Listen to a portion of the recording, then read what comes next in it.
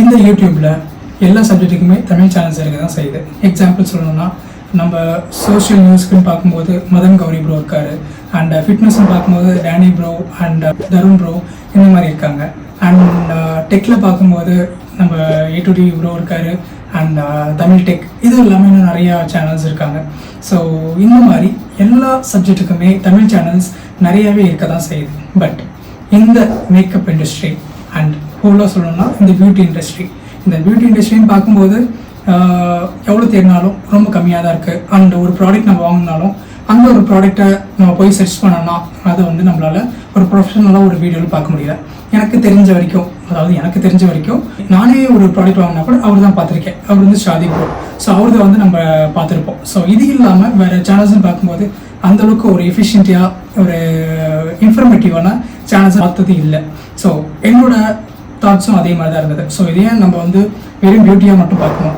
Makeup இண்டஸ்ட்ரியும் எங்கேயோ வளர்ந்துட்டு போயிட்டுருக்கு. அதாவது இந்த பாஸ்ட் ஒரு 5 இயர்ஸாக தான் மேக்கப் இண்டஸ்ட்ரி டாப்பில் இருக்குது.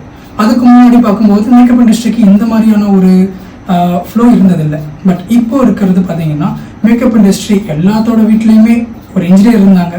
அந்த மாதிரி இப்போ எல்லா வீட்லேயுமே ஒரு மேக்கப் ஆர்டிஸ்ட் இருக்க தான் செய்கிறாங்க. ஸோ இந்த சேனலில் நம்ம ஒரு ப்ரொஃபஷனலாக ஒரு மேக்கப் இண்டஸ்ட்ரியும் சரி அண்ட் பியூட்டி இண்டஸ்ட்ரியும் சரி இப்போ இருக்கிற நியூஸ் என்ன இருக்குது அண்ட் நிறையா பிராண்ட்ஸ் இருக்காங்க. இப்போ எக்ஸாம்பிள் சொல்லணும்னா இப்போ ஒரு காஸ்மெட்டிக்ஸ் ஒரு ஃபவுண்டேஷன் வாங்கணும், இல்லை கன்சீலர் வாங்கணும், இந்த மாதிரி ஏதாவது ப்ராடக்ட் வாங்கினாலும் அதில் ஏகப்பட்ட பிராண்ட்ஸ் இருக்குது, ஏகப்பட்ட வெரைட்டிஸ் இருக்குது. ஸோ இதை பற்றின எக்ஸ்பீரியன்ஸும் நம்ம பண்ண போகிறோம். மென்ஸோட க்ரூமிங்க்கும் சரி ஸ்டைலிங்க்கும் சரி அதையுமே இதில் நம்ம வந்து ஃபோக்கஸ் பண்ண போகிறோம். ஏன் அப்படின்னா இது மென்ஸ்க்கு மட்டும் இல்லை, ஓவராலாக எல்லாருக்குமே தான். ஏன்னா நம்மளை வந்து ஒரு ரெஸ்பெக்ட் பண்ணணும்னு நம்ம நினைப்போம். ஏன்னா நம்மளை வந்து ஹை வேல்யூவாக நம்ம இருக்கணும்னு நம்ம நினைப்போம். ஸோ அதுக்கு நம்ம என்ன பண்ணணும்? ஏன்னா நீங்கள் உங்களை செல்ஃபாக ரெஸ்பெக்ட் பண்ணலைன்னா அடுத்தவங்க உங்களை ரெஸ்பெக்ட் பண்ண மாட்டாங்க.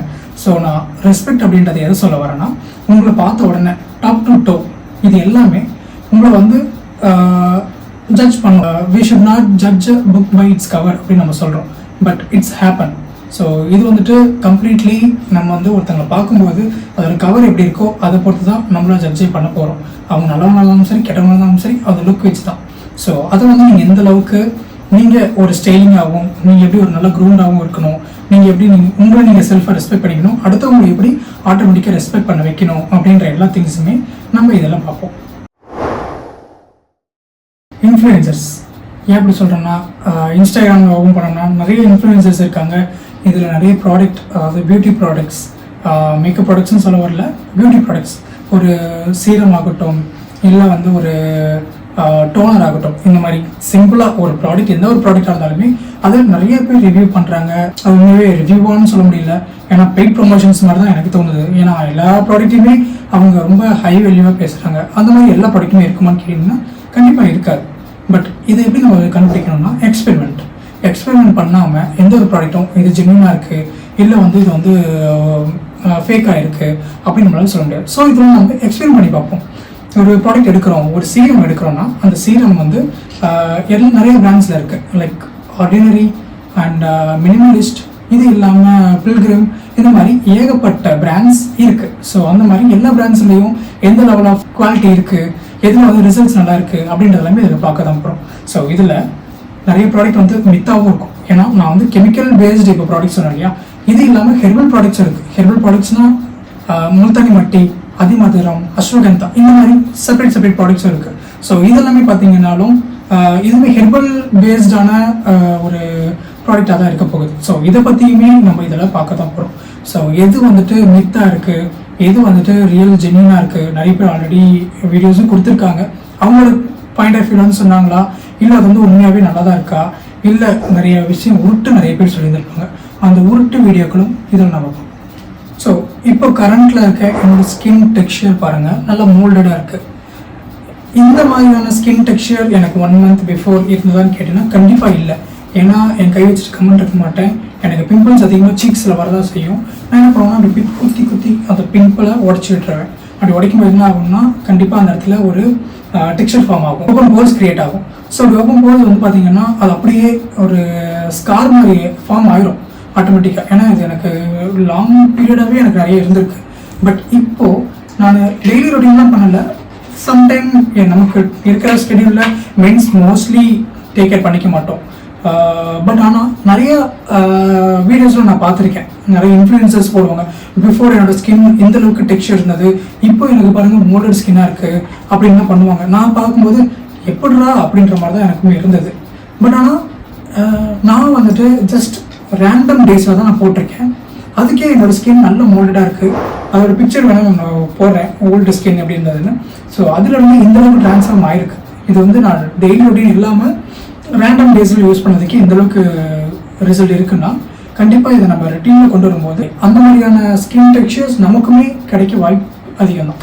ஸோ அதெல்லாம் எப்படி நம்ம பண்ணுறது, ஸோ நான் என்ன ஃபாலோ பண்ணேன், எனக்கு எப்படி இந்த ஸ்கின் இப்படி சேஞ்ச் ஆச்சு, அதையுமே இந்த அப்கமிங் வீடியோஸில் நம்ம கண்டிப்பாக பார்ப்போம். இப்போ இருக்கிறது பார்த்தீங்கன்னா விண்டர்லேருந்து நம்ம சம்மருக்கு கிளைமேட் சேஞ்ச் போயிட்டுருக்கு. பட் என்னோட என்டையர் லைஃப்பில் இந்த மாதிரி ஒரு கிளைமேட் சேஞ்சில் எனக்கு ஸ்கின்லேயும் சரி ஹேர்லேயும் சரி பெருசாக நான் வந்துட்டு எதுவுமே எக்ஸ்பீரியன்ஸ் பண்ணது இல்லை.